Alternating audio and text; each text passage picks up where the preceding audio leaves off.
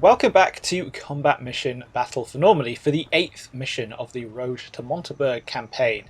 Coincidentally, it's now the 8th of June, and as a prelude to its offensive to expand the beachhead out to the Montebourg-Laham line, 2nd Battalion 8th Infantry is mounting a dawn assault on the village of Neuville. We've been here before. Turnbull's stand took place just to the north of the village, and the two farms at the bottom of that map, Grasmont and Le Chateau, are now at the top of this one. Fox Company is up again, having been reinforced and resupplied after the fighting in the Labyrinth mission 2 days earlier. The Battalion Engineer Platoon and 2nd Platoon B Troop 4th Cavalry Squadron are still attached, so this is basically the same force as I had in the last battle. In terms of off-map support, I again have two of the two tube sections of the battalion's 81mm mortars on call, but nothing heavier. Obviously, I'll always be happier with more fire support, but my first impression of the map is that whatever plan I come up with will need some lubrication from the artillery. It's not a very large map, roughly 500 meters square, but there are some areas that I immediately don't want to venture into. Two types of terrain that really soak up manpower and time without letting the attacker bring his firepower to bear are woods and urban areas. On the right flank of the chateau, there is a great big thick wood, which I don't want to go into, and on the left flank of Grasmont, there is a great big chunk of Norman village, which I also don't want to go into. I'm not one to really sit down and systematically okoka a map, but I have played enough combat mission to eyeball the ground and quickly spot places I don't like the look of. With more artillery, picking the left or right flanks might be more palatable, but otherwise, after discounting the time-consuming and probably more trouble than it's worth option of hooking around the far right and approaching the objectives from behind the wood, it looks like I'm headed straight up the middle. And there's nothing wrong with that. Attacking the centre doesn't necessarily translate into a frontal attack just because my overall plan isn't to flank everything. Not only will my pixel trippers still have plenty of room to hash out their platoon level find, fix, flank, finish routine, but if I do run into serious resistance, then it'll be easier to switch left or right to an easier avenue of approach from a central position.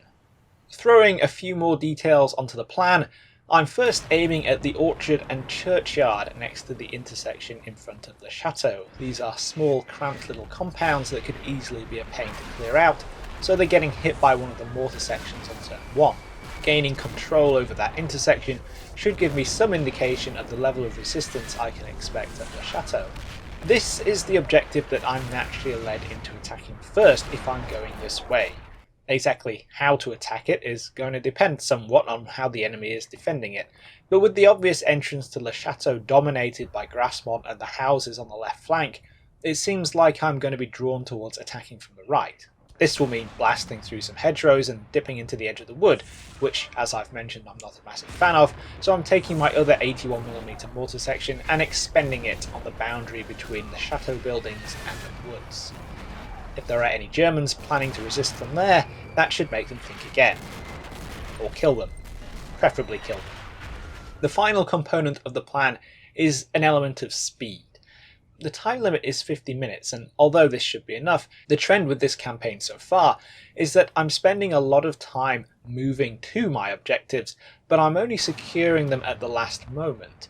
That's not necessarily a bad thing, but here I have two objectives to deal with, and I need to make sure I take the first with enough time left to transition to the second.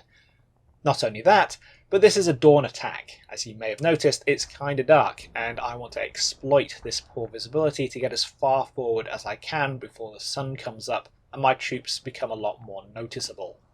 Kicking off, my first action is to take up positions on the edge of the big wheat field just in front of my deployment zone so that my engineers have some degree of protection as they blast a way in. This is another trend you may have noticed.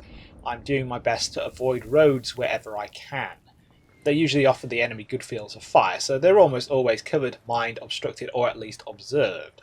Plus, with the briefing indicating once again that the enemy is under strength, while he'll probably have the manpower to cover such obvious approaches as the roads, he's a lot less likely to be contesting every single field, especially if there's no pre-existing entrance. By the time the mortar barrage on the churchyard orchard area is over, I'm in position to cross the next road with a scout team and take a peek as a prelude to stacking that hedgerow to cover another blasting party. This is a mistake. There's an MG42 set up at the T-junction just next to where my scouts pop out, and it cuts them down. I've been tunnel visioning in on my plans and forgotten that the enemy might be so impolite as to have the road I want to cross enfiladed. That said, it demonstrates precisely why my main force doesn't go anywhere I haven't already tested with an expendable scout team. I can afford to lose a couple of pixel truppen. I can't afford to lose a whole squad of vehicle or vital assets like engineers to such a basic error.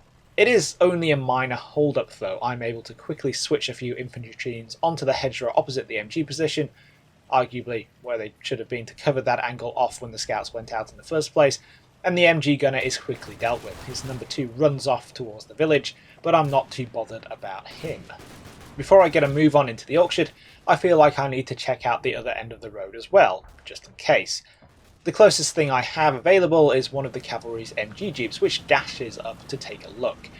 Something I failed to mention about the jeeps in the last video is that they're probably best thought of as scout teams on wheels rather than scout vehicles. They're considerably more useful rushing up to a position in the jeep than dismounting and doing the actual scouting on foot. They don't find anything though, so the engineers have a green light to blast their way into the orchard. I'm expecting to find the enemy past this point, so instead of detaching a 2-man scout team from one of my infantry squads like I have been doing, I'm probing forward from the breach with a 3-man BAR team, which has the added punch of an automatic rifle. They get bumped by a few Germans and, of course, the BAR gunner goes down immediately, but that's okay. Just like with the scout team a few turns earlier, if I'm going to stumble into an enemy position and take casualties, I want to do it with as small a force as possible.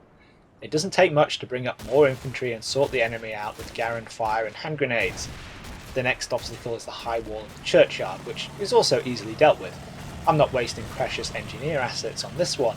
Like the Bocage, a wall is no match for high explosive shells, so up comes one of the HMCs to blast the path through. This reveals a German HQ team in the church itself, who immediately engage in a firefight with my troops in the orchard. While all this is going on, I've been moving up the rest of my lead platoon to occupy the hedgerow of the field to the right of the orchard, where they've discovered more Germans. Some of these seem to be running from the farm further off to the right, and they take some casualties as my pixel truppen catch them in the gateway. The shooting reveals my infantry to a German field gun in the opposite corner of the field. Luckily its fire isn't very effective, and I'm able to bring up the platoon's Vickers MG, one of the 60mm mortars from the weapons platoon that I have trailing my lead elements, and one of the Greyhounds, and together they're able to stamp out the enemy gun in short order. One of the differences between this mission and the Labyrinth is that the engagement distances are a lot shorter. Not only can this Greyhound identify and engage targets on its own without having to resort to less effective area fire, but it's close enough to start firing canister. As such, resistance in this field is quickly shut down, and I'm able to probe forward here as well, mopping up survivors from the German 75mm infantry gun and taking up a position from which I can easily cross over into the wood and flank Le Chateau. Meanwhile, things a little further to the left could be going better. The German HQ element in the church has been unceremoniously dealt with by a 75mm HG shell from the HMC, but there's an MG42 nestled in the corner of Le Chateau that remains stubbornly alive no matter what I throw at it. The fire at least keeps it suppressed and allows me to push an infantry team across the graveyard into the back of the church. From here, they spot a 76mm AT gun set up to aim down the main road running through the village. My infantry open up, but the MG42 on the corner decides to pop his head back up. His first burst kills 2 of my 5 pixel truppen, shocking 2 more into throwing their weapons down, only to find themselves hit by his second burst. The lone survivor makes a break for it. That'll teach my troops to cluster around a single window, but them trying to surrender is a new one for the campaign. In retrospect, it's fairly understandable for the pixel truppen to crack under those circumstances. A sudden psychological blow in an exposed, poorly supported forward position after their squad has already lost a few men in the preceding minutes was probably enough to push them over the edge.